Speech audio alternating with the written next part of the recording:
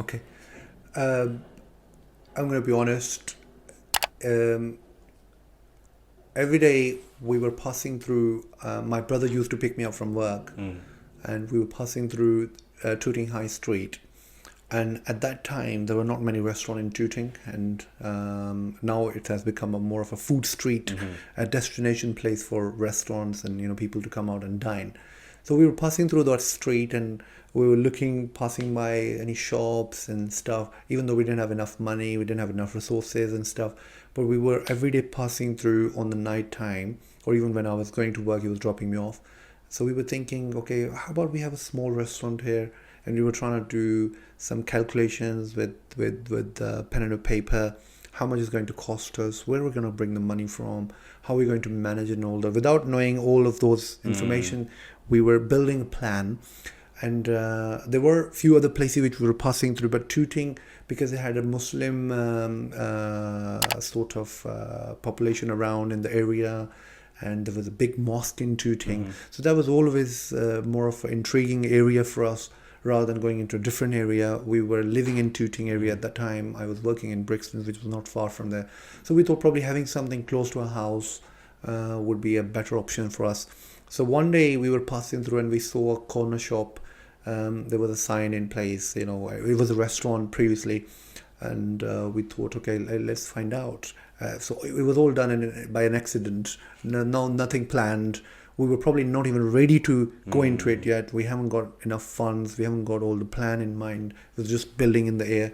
And we just thought, let's go and find out. And I walked into the restaurant. It was a tiny place, a lot of mess in there.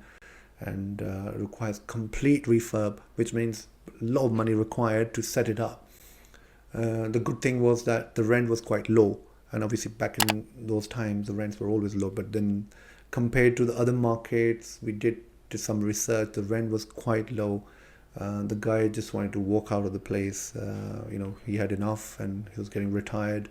So, and that's when we start thinking seriously that should we just make a move now? Because the plan was maybe do it in a year's time, maybe another 6 months' time. This could be a little bit early for us. And I remember the same time, there were a few other opportunities in the area. So we have to, balance it and see which one probably weighs more for us.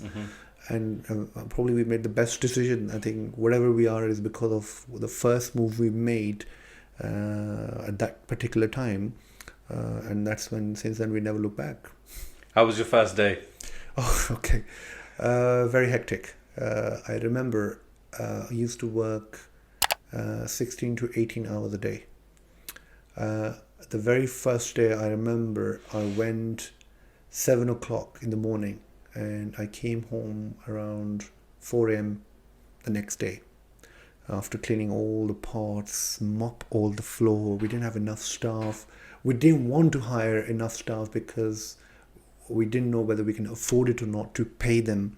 So we thought, let's set it up, see how it goes.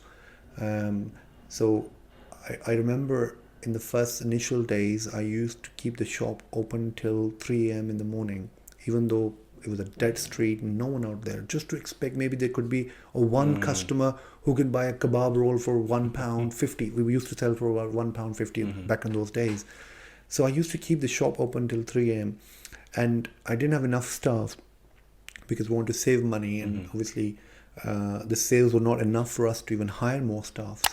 So I used to send staff home at 10 o'clock. From 10 p.m. till 3 a.m. I used to be a single person in the restaurant, working as a chef, at the same time a waiter, taking the orders, telephone calls, serving the customers, at the end cleaning all the kitchen, all the cutlery, crockery, mopping the floors and cleaning the bathrooms, and then closing the shop and coming home. For the first few days, I'm going to be honest to you, I spoke to my brother. I said, have we done the right thing? Because while I was working in the other restaurant for someone, I was working on shifts. This is my time to go. Find 10-15 minutes here and there was understandable. But then this one is a different ball game altogether, because you got all of the responsibility all of a sudden. And if you don't close, no one's going to close it for you. And if you don't open, no one's going to open it for you. So we extended the hours. Initially, we were opening at 12 in the morning, afternoon. We started opening at 10 a.m. because we want to see if there are other restaurants, they open at 12. Let's see if we can build some business in those 2 hours. And similarly, in the night time, if we can build. And trust me, I remember eventually in 2 months' time, we used to get a lot of customers coming after 12, after 1. So we managed to build the market after those closing hours, because during those hours, there are other restaurants who were well established, people were going there. But when they closed down, there was no choice. So people started coming to us. That's when they started liking the taste, and they start, spreading the word for us. Okay, Spice Village is also a nice place to go to. And probably, those days were probably the toughest days of our life. The amount of hours went to it, a lot of blood, sweat went into it. But then when we look back, we smile and we feel we had the energy, we were young, we had the energy to do it. I mean, if I have to do it again, obviously at this age, I can't. But that time, it was more of a fun. Again, we had an ambition, goal on our mind. We can't let it fail.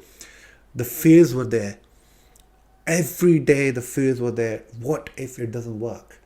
What if it doesn't work? What are the plan Bs, the plan Cs? Can we add more dishes to the menu?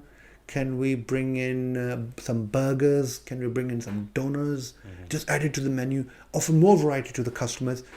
And the fear of having maybe a failure at the time was a very sort of scary feel in our mind. Every day while I'm working, I'm just thinking in my mind, okay, it's not about how many customers we're going to have.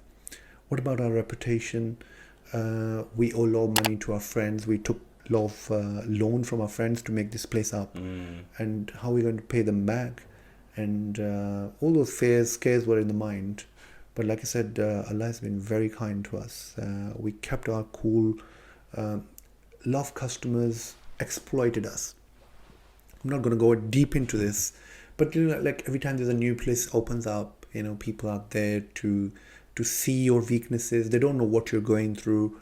They don't know the insights of the business, but they just want to, find your weaknesses and pin on them and take advantage. Or even if they're not taking advantage, they're just highlighting those, and it hurts you as a business, and especially when you're a very small business and this is the only bread and butter you have around you.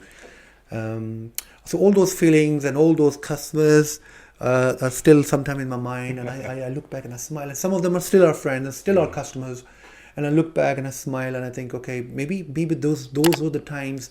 If these customers may not have highlighted those weaknesses, we may not have made the right changes to our model at the time. Maybe even a spice level, maybe the presentation, maybe the ingredients. Some of the ladies were coming and telling us, why don't you cook that kind of dal, and okay, let me cook it for you and bring it to you. All those small tips and tricks of the game. To be honest, I took everyone on board. I was always taking all those feedbacks, whether it's positive, negative. We were always taking them on board, thinking about them. Whatever is best for our business, adopt it. And when we look back, we always smile now. Whatever the journey we've gone through, it wasn't easy, very difficult.